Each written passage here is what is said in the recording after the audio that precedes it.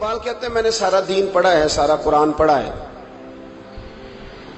میں نے بنظر غائب جب ساری چیزوں کو دیکھ لیا تو اقبال کہنے لگے میں اس نتیجے پہ پہنچا ہوں کہ مغز قرآن روح ایمان جان دین۔ بھائی اقبال، میں کسی عالم کی بات کرتا تو لوگوں نے شاید رویہ اور اختیار کرنا تھا، وہ لوگ جس پر اکثر مکاتب فکر اعتبار کرتے ہیں۔ اقبال کہنے لگے مغز قرآن روح ایمان جان دین۔ لفظوں پہ غور کریں، مغز یعنی سارے قرآن کا مغز، روح ایمان یعنی ایمان کی روح، اور جان دین یعنی سارے دین کی۔ آپ دیکھیں ترتیب، مغز قرآن روح ایمان جان دین۔ اقبال جلدی بتاؤ وہ کیا ہے؟ تو اقبال کہنے لگے ہست حب رحمت للعالمین، ہست حب رحمت للعالمین، مغز قرآن روح ایمان اور جان دین۔ ہست حب، کہنے لگا میں تو سمجھا ہوں کہ قرآن کا مغز ایمان کی روح اور دین کی جان اگر ہے تو نبی پاک کی محبت کا نام ہے، رسول اللہ کی محبت کا نام ہے، نبی پاک کی محبت کا نام۔ حضرت عمر فاروق رضی اللہ تعالیٰ عنہ سے بڑا تو اصول پسند کوئی نہیں نہ ہوگا، یعنی بہت بڑا چودھری بھی اگر اپنے گلی کے اندر، حضرت ابو سفیان جیسے لوگ مسلمان ہو گئے، کلمہ پڑھ لیا، اور جناب ابو سفیان رضی اللہ تعالیٰ عنہ نے اپنے گھر کے اندر نہ تھوڑی سی سامنے اینٹیں رکھ کے جگہ بنا لی، تو حضرت عمر کو پتا چلا تو فرمایا جیسے بنائی ہے ویسے وہ کھیڑو بھی، آپ نے لوگوں کا رستہ تنگ کر دیا۔ اصول پسند آدمی، اصول کی بات آئے تو بیٹے کو بھی معافی نہیں، کسی کو معافی نہیں، بڑے اصول پسند تھے۔ ایک دن لوگوں نے کہا عمر تو بڑا اصول پسند ہے، پر یہ مسجد نبی کی گلی میں جو نبی پاک کے چچا حضرت عباس کا پرنالہ لگا ہوا ہے اور وہ سب لوگوں کے کپڑے کیچڑ سے بھر دیتا ہے، وہ پرنالہ نہیں نظر آتا، گلی میں لگا ہے۔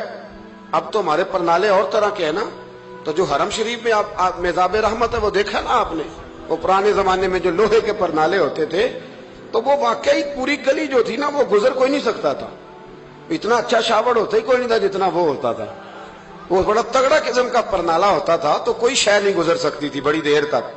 بارش کے رکنے کے بعد بھی ساری چھت سے جب تک پوری مٹی اور پوری توڑی ساری نہیں نہ اتر جاتی تھی تب تک وہ پرنالہ نہیں سانس لیتا تھا، تو پرنالہ بہتا تھا، اور وہاں سے بڑا مین گلی تھی مسجد کو آنے کی، لوگوں کے کپڑے آلودہ ہو جاتے۔ ایک دن لوگوں نے حضرت عمر سے کہا یہ پرنالہ نہیں نظر آتا، یہ نہیں اصول پسندی؟ تو جناب عمر فاروق رضی اللہ تعالیٰ عنہ فرمانے لگے اتار دیتے ہیں پرنالہ، یہ بھی اصول پسندی ہے، اتارتے ہیں۔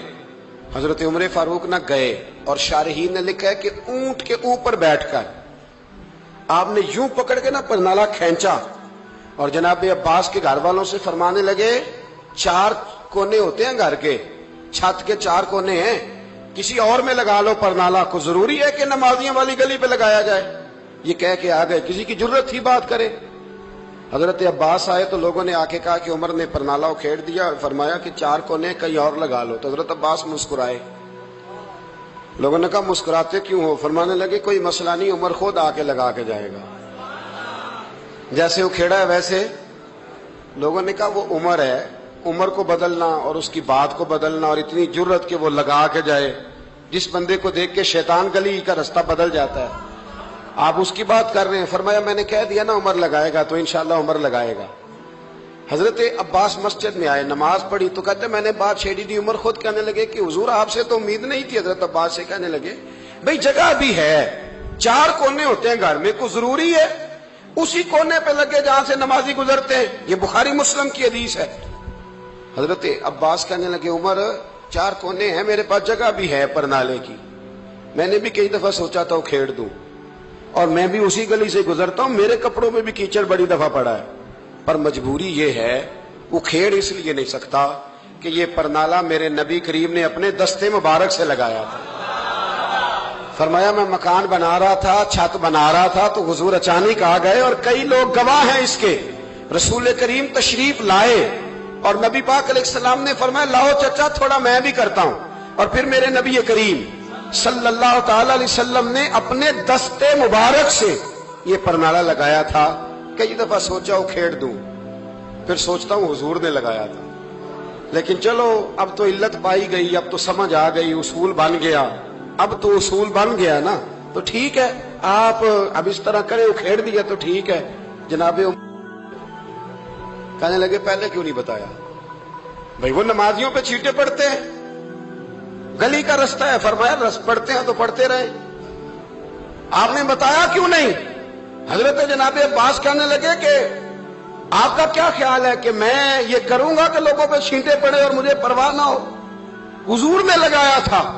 हजरत उमर फारूक ने ना जनाबे अब्बास का बाजू थामा, तन तंदूर ते हड्डां दा बालन, बाजू थामा और थाम के ना उसी जगह ले गए जहां परनाला उखेड़ा था।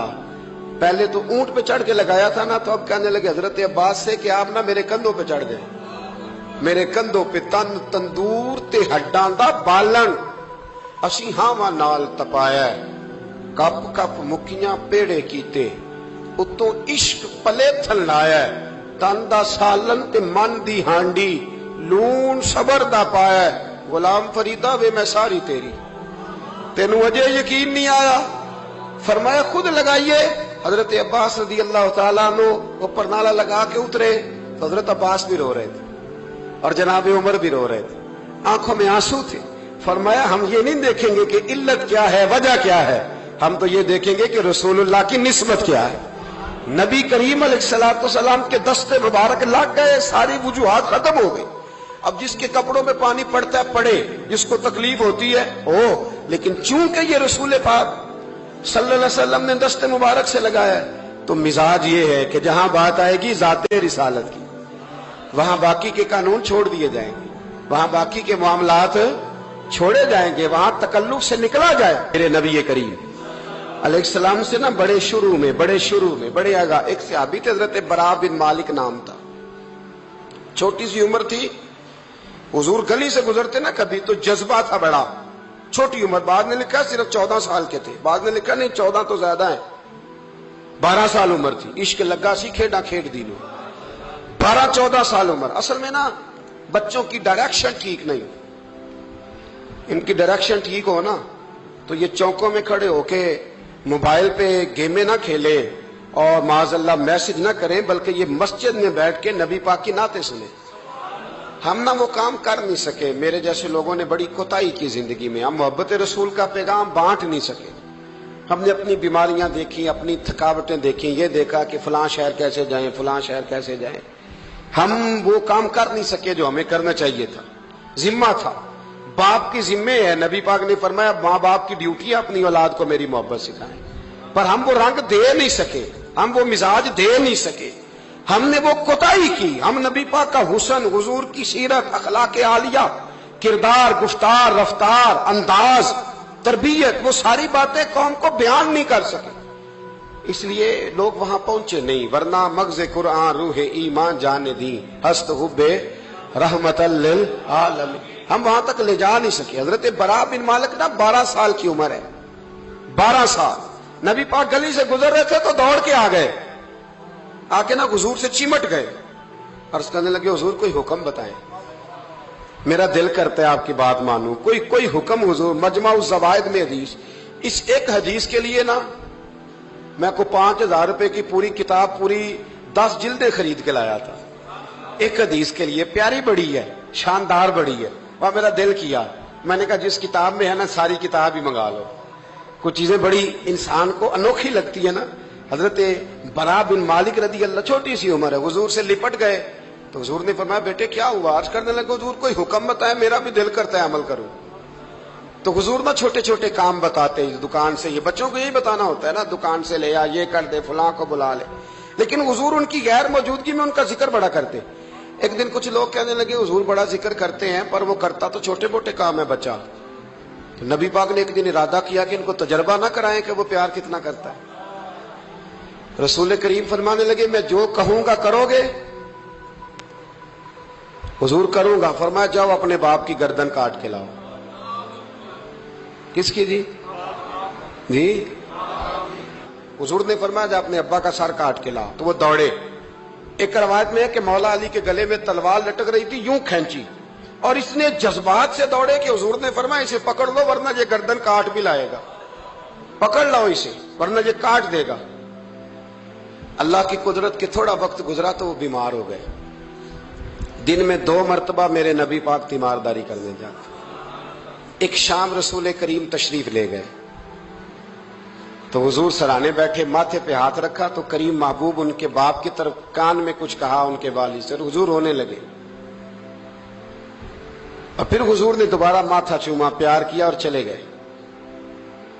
حضرت برا بن مالک چھوٹی عمر تھی، کچھ نے لکھا طلحہ بن برا نام تھا ان کا، تو حضرت طلحہ بن برا نا اپنے ابا کو قریب بلایا اور چارپائی پہ بٹھایا، کہنے لگے ابا جی حضور کیا فرما گئے؟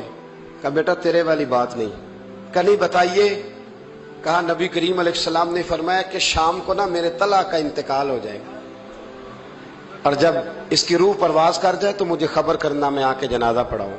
ٹھنڈ بڑی تھی مدینے میں، ٹھنڈ بڑی تھی۔ حضرت طلحہ نے نا اپنے باپ کا ہاتھ پکڑا اور اپنے سینے پہ رکھا، کہنے لگے ابا حضور تو جو فرما گئے پر میری وصیت یاد رکھنا، نبی پاک کے دین کا قانون یہ ہے کہ جب کوئی انتقال کر جائے تو جلدی دفن کرو، اس طرح کرنا رات کا وقت ہوگا جب میرا انتقال ہوگا تو فوراً غسل دے کے نا دفن کر دینا، نبی پاک کو خبر نہ کرنا، نہ بتانا۔ عمر دیکھو اور بات دیکھو، کہ حضور کو کیوں نہیں بتانا، حضور خود فرما کے گئے ہیں۔ تو کہنے لگے رات کا وقت ہوگا تو جن گلیوں سے حضور نے گزر کے آنا ہے نا وہ یہودیوں کے محلے ہیں، ایسا نہ ہو کہ میرے جنازے کی وجہ سے کوئی یہودی میرے نبی کو تکلیف دے دے، میرے جنازے کی وجہ سے، جنازے کی وجہ سے۔ یہاں کہتے ہیں حضرت صاحب مجھے بڑا پیار ہے آپ سے پر میرے گھر ضرور پہنچے، جیسے مرے یا جیے، وہاں شام کو آپ کو پہنچنا پڑے گا۔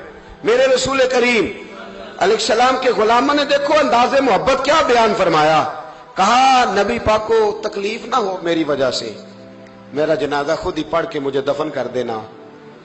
ان کا انتقال ہو گیا، رات کو دفن کر دیا، صبح حضور تشریف لائے، وہ محبوب جنہیں اللہ نے غیب کے خزانوں کی کنجیاں عطا فرمائی، فرمایا بتایا کیوں نہیں، مجھے بتاتے، میں خود جنازہ پڑھتا، میں خود نہ قبر میری تے میرے اپیرا جے کر پاوے پھیرا، قبر دے اندروں ہڈیاں اٹھ کے مجرا کر سن تیرا۔ کہا بتایا کیوں نہیں، خبر کیوں نہیں کی، میں جنازہ پڑھتا، میں خود پہنچتا۔ تو باپ رو پڑے، عرض کرنے لگے حضور میرا تو پتر تھا، میرے لیے اس سے بڑی سعادت کیا ہوتی کہ آپ جنازہ پڑھاتے، پر اس نے وصیت کر دی تھی کہ حضور کو بتانا نہیں، تکلیف ہوگی۔ نبی کریم فرمانے لگے بتاؤ مجھے اس کی قبر کہاں ہے۔ اور یارو غور کرنا، ساری دنیا گنبد خضرا روضہ رسول پہ اور نبی پاک ایک غلام کی قبر پہ تشریف لے گئے، خود نبی کریم گئے، اور آج حضور نے دعا انوکھی فرمائی، فرمایا اے اللہ جب میرا طلحہ تجھ سے ملے نا تو ذرا اس سے مسکرا کے بات کرنا، جو تیری شان کے لائق، رسول اللہ کی محبت، نبی پاک کی غلامی، رسول اللہ کا پیار۔ اعلیٰ حضرت کہتے ہیں جان ہے عشق مصطفیٰ، روز فضو کرے خدا، او بھائیو جس کو ہو درد کا مزہ وہ نازے دوا اٹھائے کیوں۔